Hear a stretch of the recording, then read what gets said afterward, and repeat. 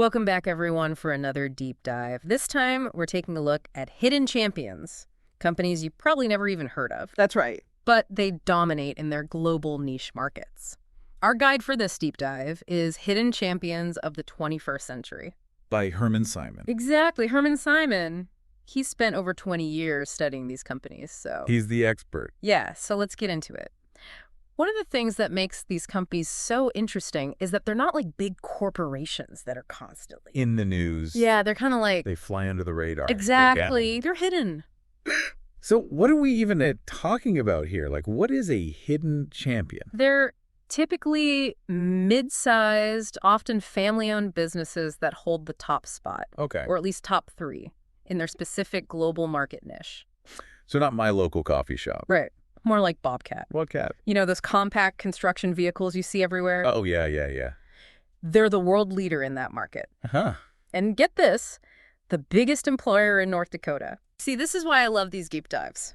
Mind blown. Give me another one. All right, how about Gallagher? Gallagher. They're the world leader in electric fences, Okay. based in New Zealand. New Zealand. What? Apparently, it's the ideal testing ground because they have like 3.3 million people, Oh, okay. but 70 million sheep, So like a giant electric fence laboratory. pretty much. Okay. So these companies, it seems like they're all over the map. They are. Simon's database has over 2,000 hidden champions, and they're everywhere, from Germany to Brazil to even the U.S. And speaking of Germany, did you know that they're consistently the top exporter globally? Yeah, they're a powerhouse. I had no idea. And over 1,000 of these hidden champions are actually based in German-speaking countries. So maybe there's a connection there. Okay, so they're under the radar, they're global, and they seem to cluster in certain regions. But what about their success? Like, what's their secret sauce? Well, Simon's research shows these companies average 11.6% annual growth over a decade, Wow. doubling in size every 6.3 years. That's huge. So how are they doing it? Are they constantly buying other companies or... Not really. It's more about strategic expansion. They do something called soft diversification. Soft diversification. What is that? Think of it this way. Let's say there's a company that's amazing at making high-performance fabrics for sportswear. Okay. They decide to branch out. Instead of making something totally different, they use their knowledge of materials to make fabrics for medical devices, so leveraging expertise. Gotcha. So they're focused, but they're not afraid to branch out strategically. Do we have any examples? Absolutely. Leone, the global leader in cable systems for cars, Okay. successfully expanded, applying their cable tech to other applications. Makes sense. Then there's Enercon, global leader in wind power, and Chronomit, a metal recycling giant. All three hidden champions thriving in new markets. So growth is definitely part of their DNA. But is it always the ultimate goal? You know, that's a really good question. And surprisingly, no, not always. Some hidden champions actually prioritize stability over growth. They choose to limit their growth intentionally. Really? Yeah, think about Clays. Please. Yeah, the world-renowned organ builder. They could grow much faster, but they deliberately limit production Oh, okay. to keep a stable workforce and maintain that quality. That's really interesting. They're choosing to stay true to their craft instead of chasing profits. Hmm. But it does seem like most hidden champions share a certain ambition, like this drive to be the best. Absolutely. What's fascinating is this obsession with market leadership. You know, it's not just about making money, it's about being the absolute best. It's almost like it's a part of their identity. So are they walking around chanting market leader, all day? Uh-huh. Well, maybe not that intense, Okay. but it's definitely a driving force. Simon quotes CEOs in his book saying things like, "The identity of our enterprise is defined by our leading position on the world market." Wow. And we are the leading edge in the gelatin market. Okay, so that's some serious dedication. But how do they get there? Is it just like ruthless competition? Not necessarily. Hidden champions tend to focus on dominating a very specific, narrow market. Okay. It's not about being everything to everyone. It's about being the expert in their particular niche. So they become like the ruler of a very specific kingdom. Yeah, I like that. It's like being a market owner. Market owner. Okay. Give me some examples of these market owners. What kind of niches are we talking about? Well, there's the Midec Group. They specialize in noise reduction for combustion engines. Okay, that is niche. Right. Then there's August Friedberg, who makes specialized screws for wind energy. So even something as simple as a screw can be a niche market. Exactly. And this intense focus can lead to incredible success. For example, Cargo Bowl. Cargo Bowl. Yeah. A company that produces only 4 types of trailers is aiming to double its capacity to 80,000 units. Wow. Okay, so intense focus, expertise, and market domination. But these companies are also global, right? So how do they manage that with such specific products? Well, that's what makes it so interesting. Globalization is absolutely essential for these companies, Okay. even the small ones. They often operate in over 100 countries, which opens up a huge amount of growth potential, even if they're focused on a narrow product. So they're thinking big from the start. Often, yeah. Yeah. Simon calls some of these CEOs old troopers. The old troopers. Yeah, because they personally went out to new markets to test their products. Wow. Like he gives an example of the founder of Brita Water Filters. Right. Okay. Personally set up a table in a drugstore in Salt Lake City to see how his product would fare. No way. That's amazing. So they're global, they're focused, they're willing to Yeah. get their hands dirty. What else sets them apart? Another big one is their customer relationships. Okay. They build incredibly close relationships with their clients, often through direct sales and constant interaction. It's not about being a faceless corporation. It's about actually building a partnership. So they're prioritizing relationships over transactions. Exactly. Yeah. And performance over low prices. They often actually charge a price premium. Well, yeah, if you're the best, people are willing to pay for it. But managing those relationships across the globe must be pretty challenging, right? Oh, absolutely. Managing those complex customer networks is a real skill.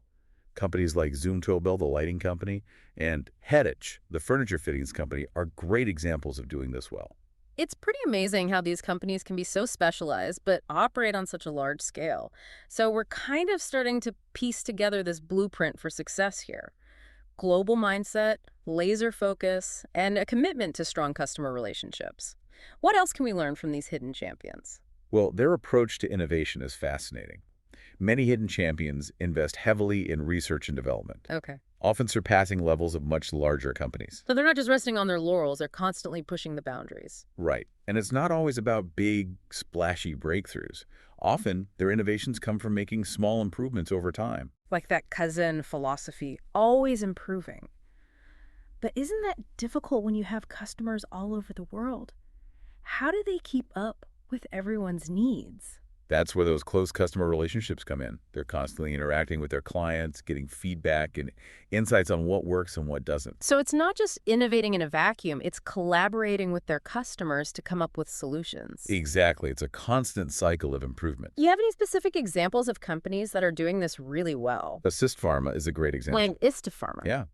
They revolutionized medication packaging to reduce errors, which is obviously super critical in healthcare. Makes sense. And Bosch Power Tools introduced these really clever shop-in-shop concepts Oh, okay. in DIY stores, which significantly boosted their sales. Smart. Speaking of competition, what's the landscape like for hidden champions? Like, who are they up against? Typically, they operate in oligopolistic markets. Oligopolistic? It just means they're facing a small number of global competitors. Oh, So it's more like a strategic chess match than a free-for-all brawl. gotcha.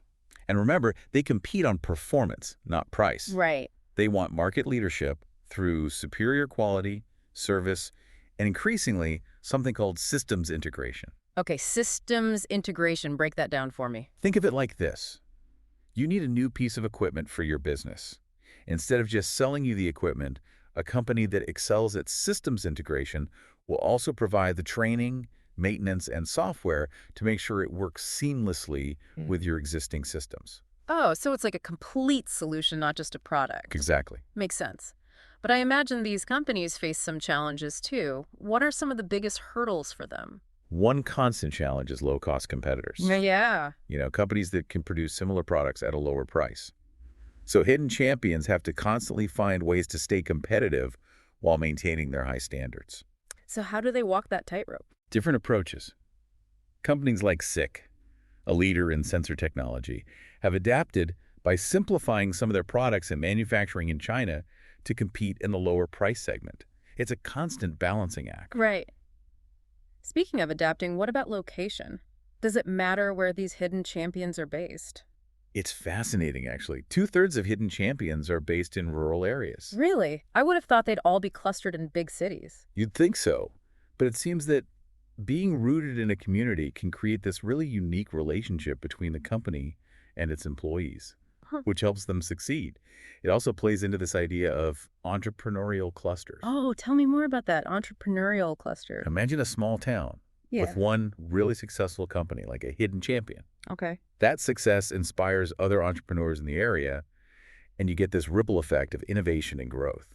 Like a mini Silicon Valley, but for specialized industries. That's pretty cool. Exactly. So we've got location. What other interesting trends are you seeing? Well, another common thread is this do-it-yourself mentality. Okay. They prefer to have as much control as possible. So not big on outsourcing. Not really. They believe that doing things in-house gives them tighter control over quality and flexibility. Makes sense. Do you have any companies that really embody this DIY approach? Oh, yeah. Caldaway, for example, Mhm. manufactures their own steel bathtubs. Wow. And the enamel mix for the coating. They believe that's key to their superior quality. That's serious commitment. And then there's O.C. Tanner, the employee recognition company. Okay. They maintain U.S. manufacturing for flexibility and speed, even though it might be cheaper to outsource. So they're like, we're doing this right. Exactly. And it all comes down to leadership. These are the people making those decisions and shaping the culture. All right, let's talk about these leaders. What can we learn from the people at the helm of these hidden champions? That's what we're going to dig into next. Leadership plays such a crucial role in the success of these companies. Remember, many of them are family-owned, and leadership continuity is highly valued. So we're not talking about CEOs jumping ship every couple of years. Nope. It's not uncommon for CEOs to stay at the helm for 20 years or more. Wow. This provides a ton of stability and that long-term vision. That's pretty amazing, especially in today's world where everything moves so fast. It is. And there's a growing trend of female leaders in Hidden Champions. That's fantastic. So leadership continuity is obviously important, but it also raises the question of succession. How do these companies deal with passing the torch to the next generation? That's a great question, and one we'll dive into next. It can be tricky, especially when you're dealing with a company that's been so shaped by its founder. Right, because it's more than just a business, it's their legacy. Exactly. And navigating that transition while maintaining the company's culture and values is a real challenge. We'll explore that in more detail next time. This is getting juicy. I can't wait to hear more about these hidden champion leaders and how they manage that balance of tradition and innovation. It's fascinating stuff. We'll be back soon to continue our exploration. Looking forward to it. All right, so we've kind of established that hidden champions are led by some pretty remarkable people, right? Yeah. Guiding these companies to success, all while staying under the radar. It's true. It really makes you wonder what makes these leaders tick. Yeah, what sets them apart from, the head honchos at a Fortune 500? Well, Simon highlights a few key characteristics that really jumped out at me in the book. Right. The first thing that comes to mind is that entrepreneurial mindset. That drive, that relentless drive to create something truly exceptional. It's not just a job for these people, it's a mission. It's like building a legacy. Exactly.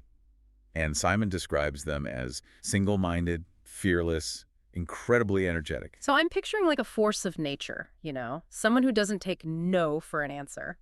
Yeah, that's a pretty accurate image. Yeah. You want to hear about some specific examples? Yeah, give me the inside scoop on these entrepreneurial titans. All right, well, there's Reinhold Wirth. He took over his family business at just 19 years old. 19. Seriously, that's younger than most college students. I know, right? Wow. And he built it into a global empire, the Wirth Group, a hidden champion in assembly products. That's incredible. Talk about starting young. Anyone else? Well, there's Reinhard Wirtgen. He started his company at 18. Wirtgen is now a world leader in road recycling machines. Okay, so we're seeing a pattern here.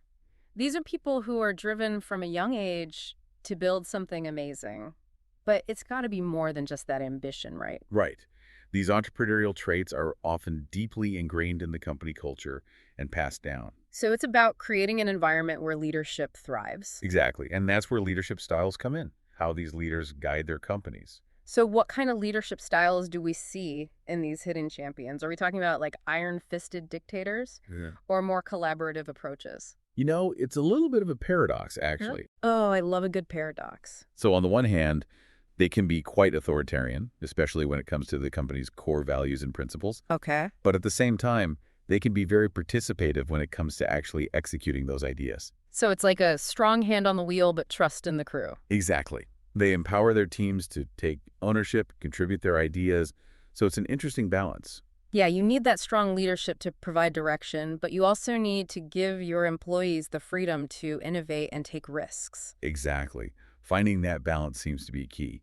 But even with the best leadership, there are always challenges, right? Absolutely, and I imagine succession planning has got to be a huge one for these hidden champions. Oh, you're right on the money. Passing the torch to the next generation is a major hurdle for a lot of these companies. Because these founders have poured so much of themselves into their companies, letting go can't be easy. It's not, especially when they've been at the helm for like decades. Simon actually points out that the stronger the personality of the leader, the harder it is to let go. So it's like a double-edged sword, that strong leadership, great for success, but maybe not so great when it's time to plan for the future. Right. It's a tough balance between preserving the legacy, but also letting the next generation make their own mark. So what are some of the traps that companies fall into with the succession planning? What should they be watching out for? Well, the biggest mistake, Hmm. waiting too long to even start planning, thinking, I've got time, but then all of a sudden, it's retirement, and there's no clear successor. Yikes. That sounds stressful. It can be. Another big pitfall is not properly preparing the next generation for leadership. Keeping them at arm's length, not giving them real responsibility. So it's not just about naming a successor, it's about actively mentoring and developing them. That's right. And then there's the founder's ego to deal with. Oh, yeah, right. Letting go of something you've built must be hard. It can be very hard to relinquish that control, even when it's for the good of the company. Some might even try to undermine their successor. Ooh, not good. No, it's not. Creates a lot of uncertainty. So what's the key then? How do they do this effectively? Well, there's no one-size-fits-all, but a few key principles can help. Okay, give me the highlights. First off, start planning early. Don't wait to the last minute. Start identifying potential successors.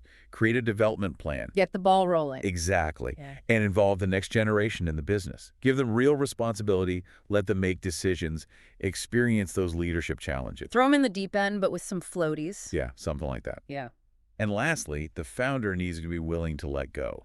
Easier said than done. I can imagine. But for the future of the company, they have to trust that next generation. It's about recognizing that the success of the company isn't tied to one person, right? It's the culture, the values, that shared vision. That's a great way to put it. And this emphasis on leadership, on building a strong culture, is one of the biggest takeaways from Simon's research. That makes sense. It's about understanding that success is about a collective commitment to excellence.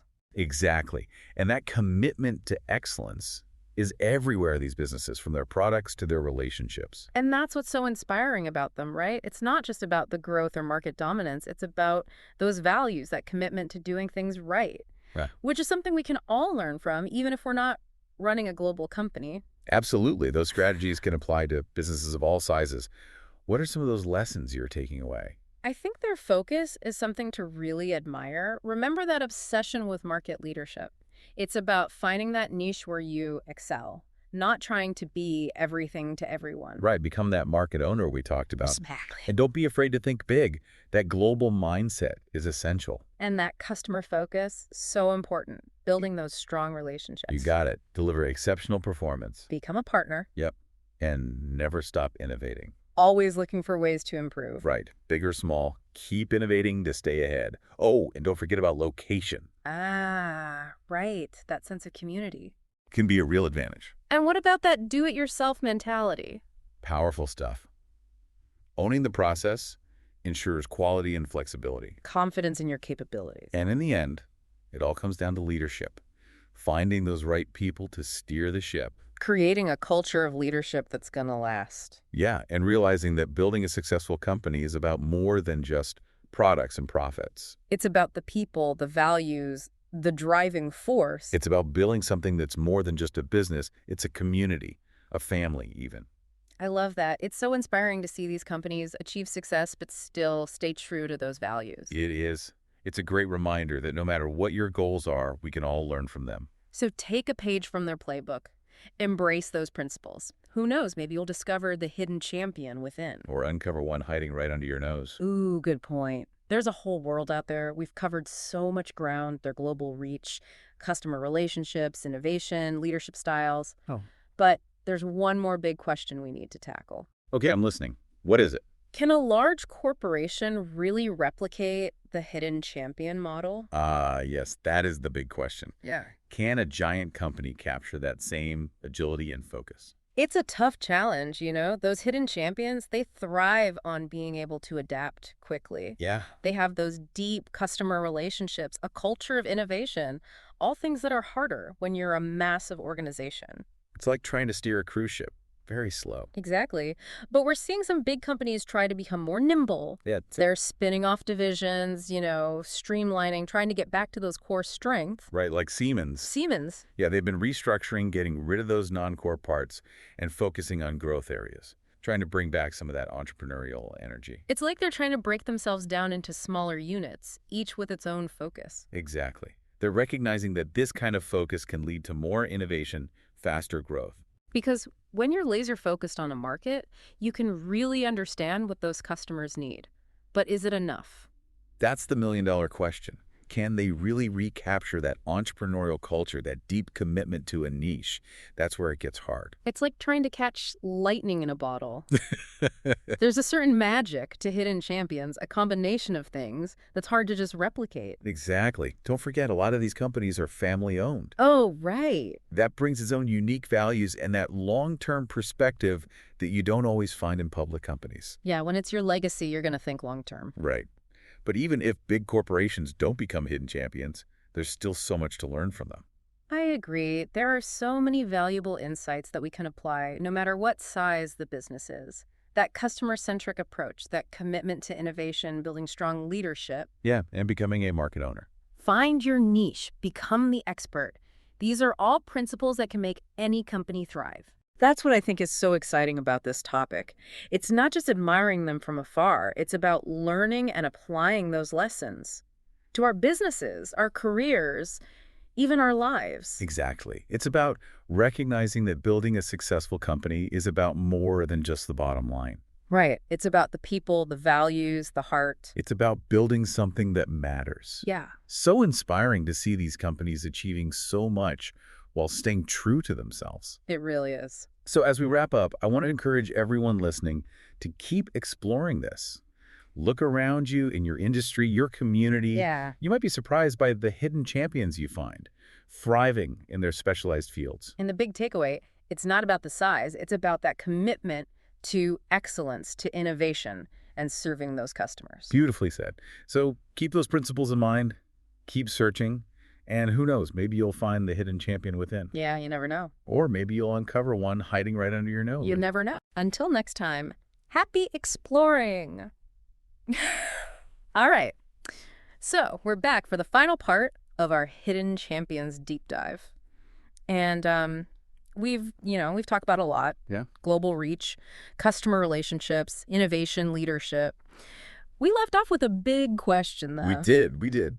Can a big company, like a huge company, Right. ever really truly replicate the hidden champion model? It makes you think. Yeah, it's a tough one. Yeah. I mean, can a company that's already a giant, can they capture that some spirit, that agility, that focus? It's hard, right? Because these hidden champions, they thrive on being able to adapt quickly. Yeah. They have those deep customer relationships Yeah. and that culture of innovation, all things that, when you're massive, It's hard. it's a lot harder. It's like turning a cruise ship. It takes forever. Exactly. But we are seeing some of these larger corporations trying We are. to become more nimble and focused. They're spinning off divisions, right? Yeah. Streamlining operations, trying to get back to their core, like Siemens. Siemens. Yeah. They've been restructuring, right? Yeah. Getting rid of non-core parts of their business, focusing on those growth areas. Trying to recapture that energy, Yeah. that entrepreneurial spirit. It's almost like they're trying to break themselves down into smaller units. Right. Each one having that distinct focus, its own mission. Exactly. And Yeah. there's this recognition that a focused approach Yeah. leads to faster growth, more innovation. It makes sense. When you're laser focused, you really get to know those customers. Yeah. But is that enough? That is the big question. Can they truly capture that entrepreneurial culture, that deep commitment to a niche? It's tricky. That's the really hard part. It's like trying to bottle lightning. Yeah. There's that magic to hidden champions that is hard to replicate. It is, and a lot of them, remember, are family businesses, Right. which brings a whole other set of values, that long-term perspective you don't always see in public companies. Absolutely. When Yeah. the company's your legacy, you're going to make different decisions. For sure. But even if big companies never fully become hidden champions, there's still so much to learn. There is so many valuable insights that we can use no matter what size our business is. Absolutely. We've talked about the customer-centric approach, innovation, leadership. Becoming a market owner, Yeah, find your niche, right? Be the expert. it can help any company. Yeah, it really can. That's what I love about this topic. It's not just admiring these companies. Yeah. It's about learning and applying Hmm. to our businesses, our careers, even our lives. So true. I think what it comes down to is that building a successful company Yeah. is about more than just the bottom line. It's about the people. Yeah, the values, the heart Building something that matters. makes a difference. It's inspiring to see these companies do so well Yeah, while staying true to themselves. absolutely. So, as we wrap up here, I want to encourage everyone to keep exploring this world. Look around in your industry, in your community. You might be surprised. Yeah, you might be surprised at what you find. There are hidden champions everywhere. And the biggest takeaway is not about the size, it's about the commitment. The commitment to excellence, the passion for innovating and serving your customers. Couldn't have said it better myself. So keep those principles in mind, keep searching, and who knows, maybe you'll uncover that hidden champion inside yourself. That's right. Or maybe you'll find one right under your nose. So, until next time, everyone, Keep exploring. happy exploring.